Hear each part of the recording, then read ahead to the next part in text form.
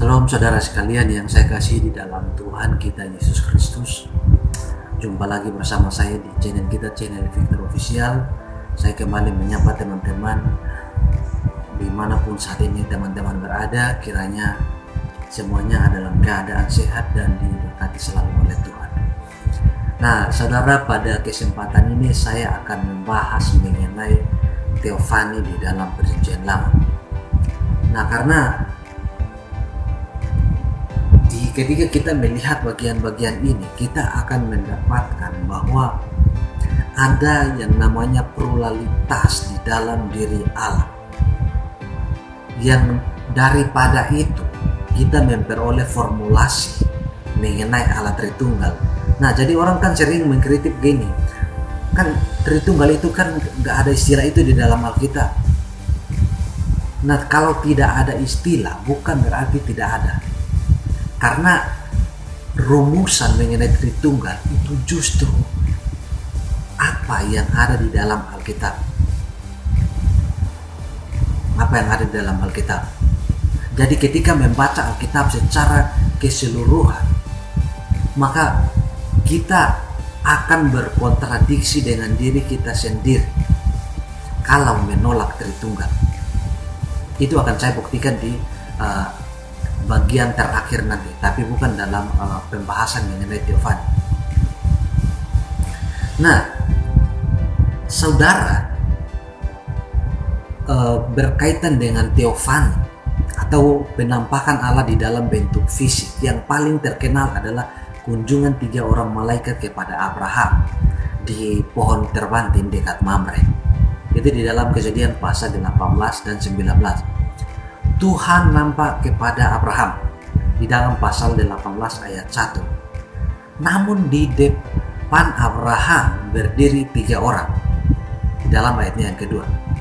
Nah, lalu Abraham menyambut mereka, memberi sambutan kepada mereka sebagaimana mestinya, termasuk memberi makanan. Lalu Tuhan berbicara dalam kata-kata yang hanya dapat dikatakan oleh Allah, yaitu sesungguhnya aku akan kembali tahun depan dan akan mendapatkan pada waktu itu Sarah istrimu akan mempunyai seorang anak laki-laki. Sekali lagi narasi ini mencatat bahwa Tuhan berbicara kepada Abraham. Nah setelah orang-orang itu berangkat, sementara Tuhan berbicara di dalam ayat 16 sampai 21. Orang itu berbelok dan pergi ke Sodom sementara Tuhan berbicara kepada Abraham, dan seterusnya. Kemudian Tuhan pergi dan Abraham pulang ke tempat tinggalnya.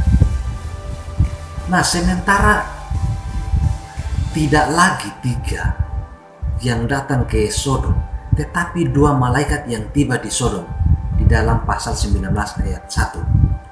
2 malaikat itu mengumumkan kepada Lot bahwa Tuhan mengutus mereka untuk menghancurkan tempat itu di dalam pasal 19 ayat 13. Tetapi setelah pelarian Lot dengan keluarganya yang begitu genting, Tuhanlah yang menghancurkan kota itu. Nah dalam 2 pasal ini kita mendapati bahwa penyebutan manusia, malaikat, dan Tuhan yang terus ditempatkan secara bersama seolah-olah batasan-batasan telah hilang. Perikop ini bahkan membingungkan seorang bapak gereja bernama Agustinus bahwa apakah ini adalah penampakan Kristus prainkarnasi, penampakan ketiga pribadi Allah Trinitas dari malaikat-malaikat. Nah poinnya adalah begini, satu Allah menampilkan dirinya dengan banyak cara yang menimbulkan pertanyaan-pertanyaan. Nah kemudian yang berikut adalah pertemuan Yosua dengan panglima bala tentara Tuhan di dalam Yosua pasal 5 ayat 13 sampai 15, dan berhak mendapatkan perhatian daripada yang sering diterimanya. Figur misteri ini tampak sebagai seorang manusia, tetapi mungkin adalah seorang malaikat. Akan tetapi Yosua menyembah, tetapi dia tidak ditegur karena hal itu. Nah ini sangat berbeda dengan pengalaman Rasul Yohanes ketika berada di Pulau Patmos. Yohanes menyembah malaikat itu di dalam dua kesempatan, yaitu dalam Wahyu pasal 19 ayat 10, 22 ayat 8 sampai 9. Dan ia ditegur dengan keras. Nah, terlebih lagi panglima bala tentara Tuhan ini. Nah, ingat bahwa pada saat itu Yosua juga menyandang gelar itu. Tapi dia menyembah malaikat itu, tapi tidak menegurnya, tidak mencegahnya sebagaimana yang ada di dalam Wahyu.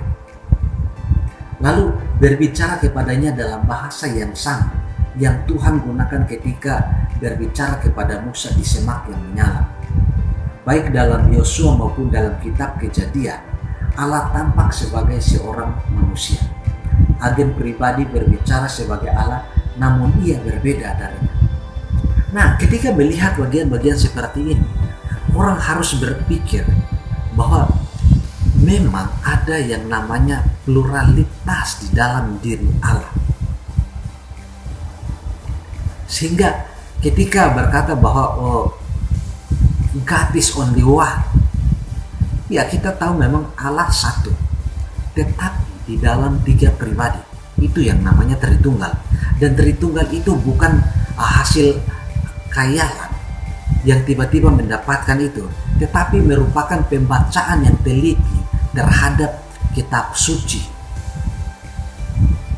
Itulah sebabnya ketika orang membaca Alkitab lalu kemudian menolak yang namanya Tritunggal, maka pada akhirnya dia akan, entah sadar atau tidak sadar, kita yang melihat akan mendapati bahwa dia berkontradiksi dengan dirinya sendiri. Dan itu akan saya buktikan di pembahasan saya selanjutnya. Saya akan membahas mengenai Tritunggal, tetapi kan saya mulai dari malaikat Tuhan, lalu Teofani dalam Perjanjian Lama. Saya akan membahas mengenai Bapa, saya akan membahas mengenai Yesus, dan akan membahas mengenai Roh Kudus. Ya, jadi mungkin ini secara singkat yang dapat saya sampaikan, tetapi kiranya memberi pemahaman kepada saudara untuk mempertimbangkan akan hal-hal ini dan bisa memberi jawaban kepada mereka yang menolak ajaran Trinitas. Allah Tritunggal kiranya memberkati kita sekalian.